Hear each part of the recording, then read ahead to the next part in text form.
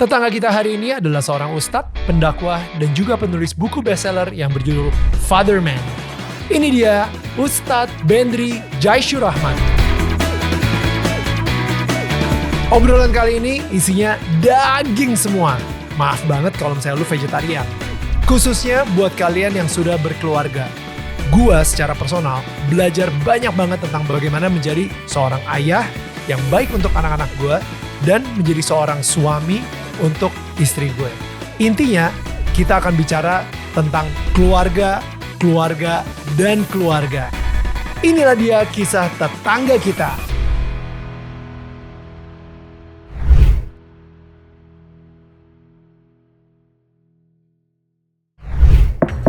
Hai, ini gue Daniel, tetangga kamu. Yuk kita mulai. Hai semua tetangga-tetangga yang gue sayangin dan gue cintain. Well, kembali lagi di Daniel Tetangga Kamu. Dan gue pengen mengucapkan selamat menunaikan ibadah puasa buat teman-teman kita yang sedang berpuasa. Tapi yang pastinya di sini gue excited banget. Selain pengen ngajak kalian untuk mendukung channel kita. Ya, caranya gampang banget, tinggal klik tombol subscribe. Atau mungkin kalian bisa ngasih super thanks. Atau mungkin di sini ada QR code, kalian mau membeli official merchandise kita. Kalian bisa langsung aja cek di toko online favorite kalian. Search DMN official merch. Dan di situ kalian bisa menjadi bagian dari tribe kita. Nah, tapi excitement gue kali ini karena gue kedatangan seorang tetangga yang gue respect banget. Ini dia Ustadz Bendri Jaisyur Rahman. Halo Ustadz. Halo Mas. Ini thank you banget Sama-sama. Ustadz bisa menyempat-nyempatkan sebelum nanti ke Australia. Aduh. Seneng banget bisa hadir di podcast yang menurut saya sangat humanis, membahas sesuatu yang bisa diterima semua kalangan. Thank you Tad. Yeah. Ustadz, ini jujur nih kemarin gara-gara ngobrol sama Sony Septian gitu kan. Nah habis itu Sony bilang gitu, wah gua berubah hidupnya gara-gara baca Father Man gitu kan, bukunya Ustadz Bendri juga. Dan saya ngelihat dari Sony sendiri itu udah kelihatan buahnya, udah kelihatan dia menjadi seorang yang lebih bertanggung jawab, dia menjadi seorang yang lebih accountable lah sebagai seorang suami dan sebagai seorang ayah. Wah saya bilang gila, gue harus ngobrol banget nih sama Ustadz Bendri nih. Dan akhirnya ketemu di sini, seneng banget. Saya nonton juga beberapa dakwahnya juga dan wow, it's amazing. Saya ngerasa hati kita nih Ustadz sama banget kalau misalnya kita udah ngomongin soal keluarga. Betul. Gitu. Kalau misalnya boleh tahu, kenapa sih tiba-tiba, bukan tiba-tiba ya, peran ayah, krisis ayah dalam keluarga, kenapa itu membuat cemas kepada Ustadz Bendri sendiri sampai akhirnya membuat buku Father Man itu sendiri? Jadi Mas Daniel, saya ini kan dari tahun 98 udah turun ke jalanan sebagai konselor ya. Saya dulu punya sekolah, jadi saya sudah jadi kepala sekolah waktu dari SMA. Jadi saya punya SD alternatif, saya jadi kepala sekolah waktu SMA. Oh wow. Jadi itu waktu kelas 2 SMA sudah jadi kepala sekolah. Jadi dulu saya itu jenggot saya lebat. Oke. Terus saya sudah ikut kuliah di sebuah lembaga dakwah. Jadi walaupun masih SMA diizinkan kuliah sore hari gitu. That's amazing. Sehingga karena itu pengurusnya bilang ini ada mau bikin sekolah alternatif, mau nggak. Akhirnya karena itu saya diminta jabat sekolah. Jadi pengalaman saya berinteraksi dengan anak-anak sampai akhirnya saya turun ke jalanan. Saya dulu turun ke Kampung Lio Depok tuh membina anak jalanan, sahabat anak peduli. Sampai akhirnya saya direkrut oleh Ibu Eli Risman, konselor Yayasan Kita dan Buah Hati. Saya menangani hampir semua anak-anak yang akhirnya keresahan saya itu membuat saya bilang, nih sumber masalahnya di mana sih gitu. Saya nemukan misalnya dulu saya punya pengajian khusus kaum gay. Dulu saya nongkrongnya termasuk di Pasar Raya. Itu ada komunitas di warung Wapres di Blok M, Bulungan. Terus ada juga beberapa teman-teman di sana. Terus ada yang ternyata mengakui kalau mereka gay dan pengen kenal mengaji. Jadi kan satu pertanyaan saya itu yang bikin saya agak terharu itu ketika mereka itu saya ngisi pengajian di mereka itu. Awalnya nggak ada yang dengerin saya pikir. Karena waktu itu saya punya binaan anak band yang Hmm. biasa nongkrong di sebuah hotel. Ya. Terus karena itu dia bilang, "Bang boleh nggak di kafe saya ngisi?" Saya bilang, "Emang ada yang mau dengerin?" "Nggak apa-apa ntar kita seru-seruan aja." Jadi ngobrol kayak gini seru-seruan. Saya pikir nggak ada yang mau dengerin gitu. Ya. Ternyata waktu ada silakan teman-teman bertanya gitu ya. Hmm. Ternyata ada yang di pojokan nanya, dengerin mereka. Wow. Nah terus ada ilustrasi yang bikin saya merasa akhirnya, wah saya merasa terharu. Dia bilang gini, dia manggil saya Mas, nggak pakai Ustadz itu, "Mas, saya seneng, saya dengerin loh dari tadi," gitu ya. Nah saya logikanya dia bilang gini, kalau, dia pakai logika ilustrasinya katanya, logikanya orang yang punya cahaya datangin yang gelap.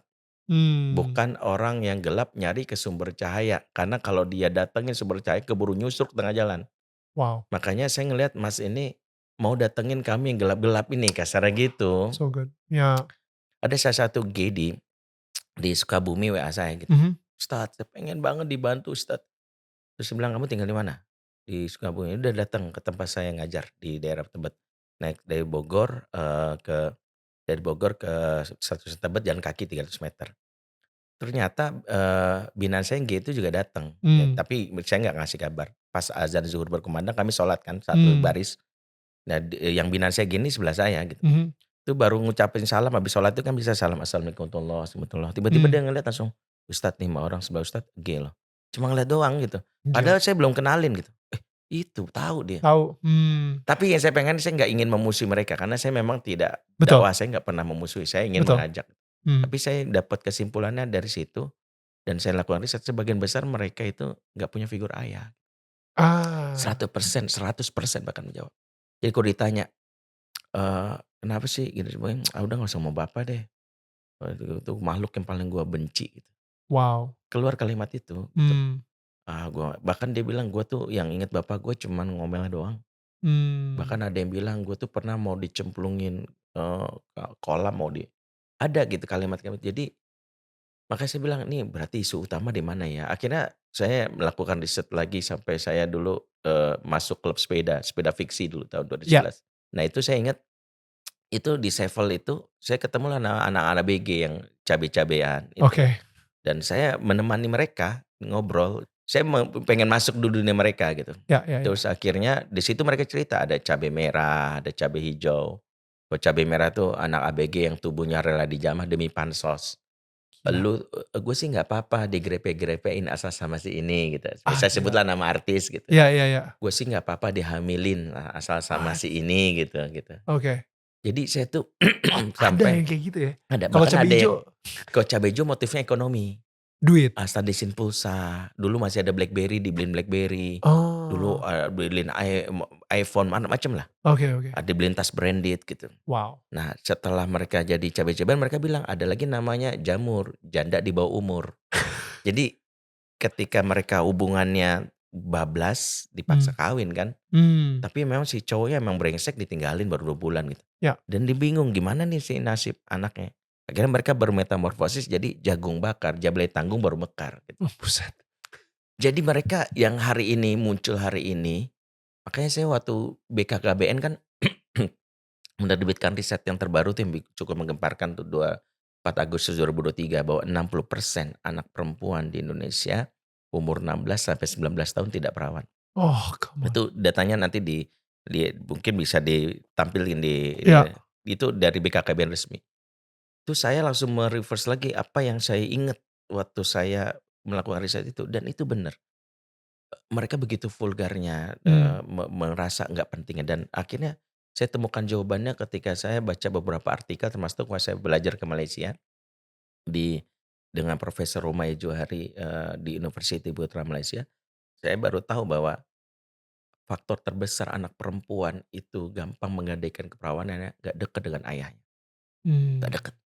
Jadi bahkan saya berani bertaruh gitu kalau diizinkan mungkin misalnya dalam Hmm. Islam dibolehkan misalnya saya sambil nantang gini, kalau ketemu anak perempuan malam-malam Hmm. dibawa cowok Hmm.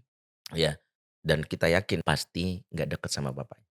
Dia tidak mendapatkan kasih sayang dari ayahnya, Iya, dia akan mencari kasih iya sayang itu betul, di luar rumahnya. betul karena kan penjahat sekarang tekniknya pinter. Mmm, ada teknik grooming, iya. ada love bombing. Apa tuh? Love bombing itu memberikan kebutuhan cinta diperhatiin terus. Oh, love Ngebo bombing, love oke. bombing, Mmm, diberikan bombing, pokoknya dengan kalimat, "Wajahmu mengalihkan duniaku." mmm, WA, "Kamu tahu nggak bedanya PKI sama kamu? Kalau PKI komunis, kalau kamu kok manis." Yang kayak gitu loh. Jadi semua itu udah ya, saya pelajari polanya. Sampai iya. saya bilang gini, "Saya tuh kalau nggak jadi ustadz mungkin paling gampang jadi penjahat seksual," gitu. Karena saya tuh banyak dapat WA, email, Mmm, anak perempuan-perempuan yang butuh kasih sayang itu. iya iya Dan saya ngambil ngambil peran itu. iya, Kenapa? Karena kalau bukan saya, siapa yang mengiring mereka? Saya lebih ridho para ustadz, para ahli agama itu untuk menjadi ayah bagi mereka yang kehilangan figur ayah daripada maaf ya, eee saya nggak boleh sebut ya, tapi misalnya anak band yang mmm, hasrat seksualnya tinggi. Walaupun ya mungkin nggak ada kecenderungan juga bahwa ada oknum-oknum di ahli agama yang bisa melecehkan itu, tapi iya kesimpulannya kenapa mereka sampai segitu, karena nggak punya figur ayah gitu. iya iya, Jadi 2 isu utama ini membuat saya berpikir, "Wah ini nggak bisa dibiarin nih, mmm, saya harus ngomong nih." Dan saya berani akhirnya bikin lembaga pertama namanya Sahabat Ayah. mmm, Yang saya lakukan pertama adalah saya menyasar di kalangan muslim, saya bikin, lembar Jumat. Kan saya bilang gini, di Indonesia itu majelis ayah selalu ada setiap Jumat, mmm, tapi nggak pernah bahas ayah di Jumatan. mmm, Jadi maaf ya, para khotib Jumat itu, ustadz-ustadz itu lebih bahas ekonomi syariah, mmm, bahkan politik dibahas, wah, bahkan bahas tentang masalah berkaitan surga neraka, adab mmm, baik sama tetangga. mmm, Tapi nggak bahas ini tuh ayah dan calon ayah, karena Jumatan itu laki-laki semua. betul, Tapi kenapa diingetin, lu tuh ayah loh, mmm, lu inget tanggung jawab, lu kepala keluarga, lu dihisap di akhirat. iya, Jangan sampai istri lu mmm, akhirnya yang cuman ditanyain, "Oh, kamu tuh bisa nggak sih jadi ibu yang baik?" Bapaknya dulu benerin, kepala mmm, keluarganya gitu. Jadi saya tuh awal-awal tuh 2007 setiap khutbah Jumat saya ngomongnya itu aja. wow, Dan akhirnya saya bikin lembaran Sahabat Ayah saya share ke 100 masjid perkantoran, se-Jabodetabek. mmm, Dan itu benar-benar swadaya. Saya nulis sendiri, wow, nyetak sendiri, kirim sendiri. gila, Saya cuman telepon, minta tolong, "Bisa nggak, nerima lembar Jumat?" "Oh boleh Ustad." "Bayar berapa Ustad?" Enggak, free." wow, Itu saya kirimin. Walaupun di tengah jalan ada ujiannya, ternyata ada kurir yang nggak amanah. Dia cuman mmm, minta bayar ternyata nggak disampein, ditumpukin di gudangnya dia. ya ampun, Dia cuman bilang, "Saya nggak sempet." Dia bilang, "Kamu jahat." Saya bilang. mmm, "Saya itu ini justru untuk membantu kamu dan iya generasi sekarang." iya iya, Akhirnya percayanya dia nggak boleh kurir personal, akhirnya saya lembaga kurir mmm, yang iya iya. percaya udahlah mereka ngirim gitu. Jadi saya awalnya gitu. Tapi yang bikin saya penasaran, ayahnya Ustadz Bendri sendiri itu seperti apa sosoknya? Iya, saya belajar menjadi laki-laki itu justru ya, ayah tuh saya melihat bagaimana satu ayah saya itu tidak pernah berkeluh kesah dari tuntutan istrinya. Benar-benar jadi ayah bertanggung jawab. Ayah sosok yang tidak sungkan minta maaf sama saya. Wow, Kalau misalnya dia tahu, karena tidak semua TUA kata dia tidak berarti TAU.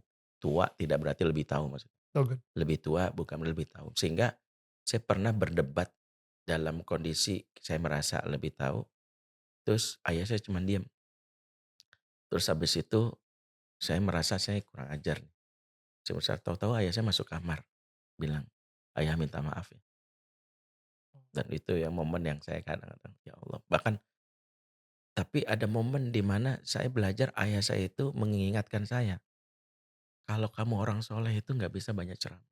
Jadi saya itu ada momen ketika saya lagi semangat-semangatnya belajar agama, saya itu semangat berdakwah ke sana kemari dan bapak saya maaf waktu itu sakit diabetes yang dulu ada tradisi di, keluarga kami harus maaf ya, percaya dengan, bukan, dukun ya, bukan. Mmm, Tapi bapak saya bilang bukan dukun, jadi ada seseorang yang didatangi arwah orang soleh. mmm, Terus dia bisa memindahkan penyakit mmm, dari, tubuh seseorang ke telur atau ke ayam. Oh, Dan wow. dia berdalih bahwa ini arwah orang solehnya. Saya enggak, saya karena belajar itu saya bilang, "Enggak, ini dukun, Itu dukun, betul. itu dukun." Mmm, Bapak saya bilang, "Enggak, ini orang soleh." Terus akhirnya saya bilang, "Ayah, ini dukun.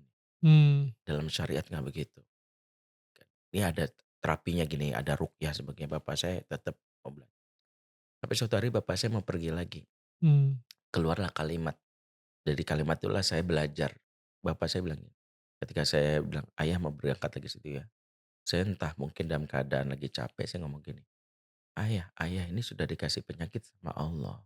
mmm. Ayah harusnya bertobat, banyak perbaiki diri, bukan datang ke dukun. Emangnya ayah mau diazab sama Allah?" Tuh kalimat saya tuh Wow, keras banget. keras banget.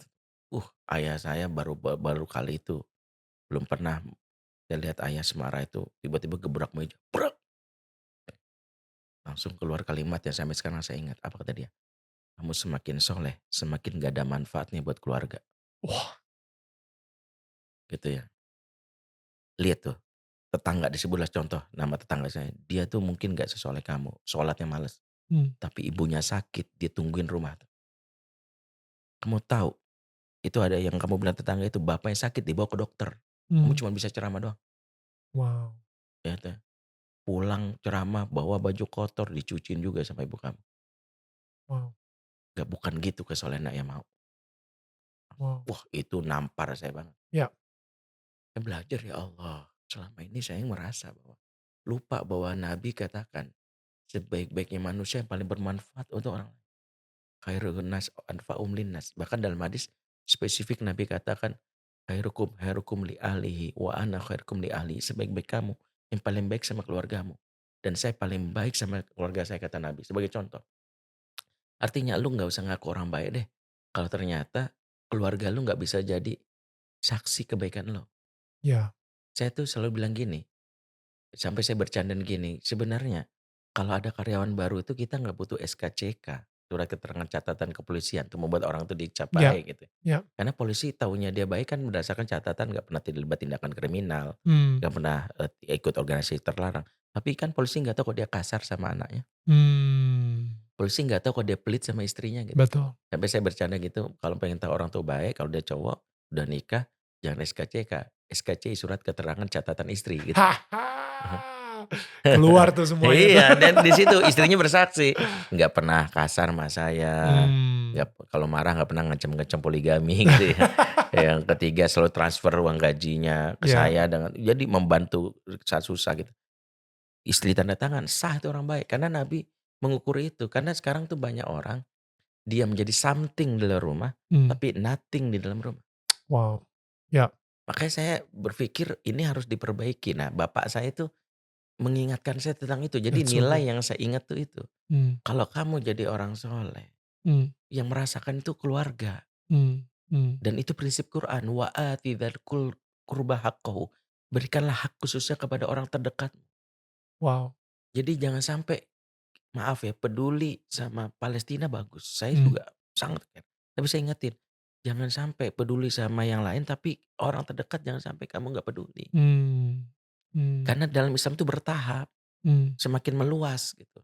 Jadi ukurannya orang tuh benar-benar murni peduli sama rakyat.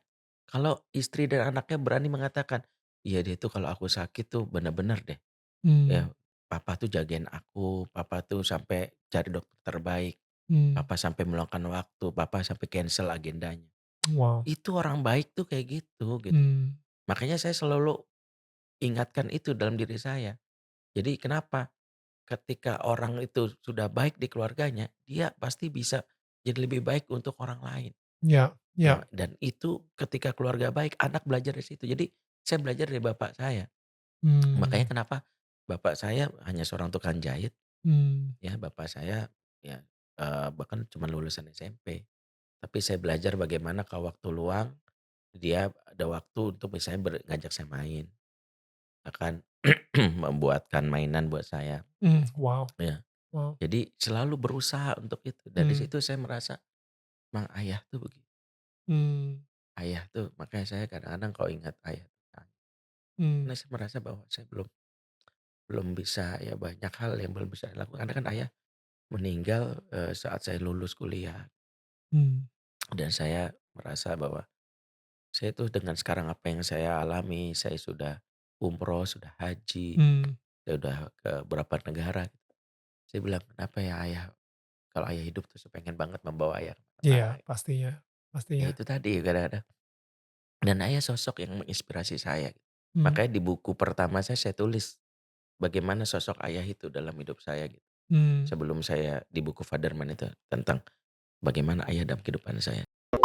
Ketika seorang wanita menyimpan emosi negatif, mmm, tanpa sadar itulah dibuang ke anak. Jadi anak-anak banyak kecipratan emosi ibunya itu membuat dia nggak nyaman tinggal di rumah. so good.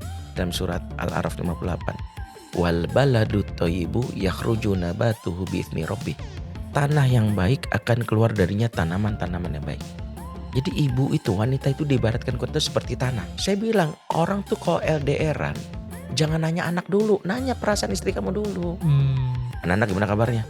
Lu mhm, nggak mikirin istri lu itu berjibaku seharian. ya, Harusnya nanya, kamu hari ini bahagia nggak sayang? Saya nggak pernah percaya kalau ada suami bilang, tapi istri saya pendiam Ustadz. No, sejatinya tidak ada wanita pendiam. Yang ada adalah wanita yang terluka hatinya. Tahu-tahu dia ngomong dengan suara berat tuh. Ya. 25 tahun saya menikah. Baru ada yang menyadarkan saya kalau saya dari dulu bermasalah sama pasangan saya. so Pantas anak saya kurang ajar sama saya. Lah, ibunya sering membantah saya di depan mata dia.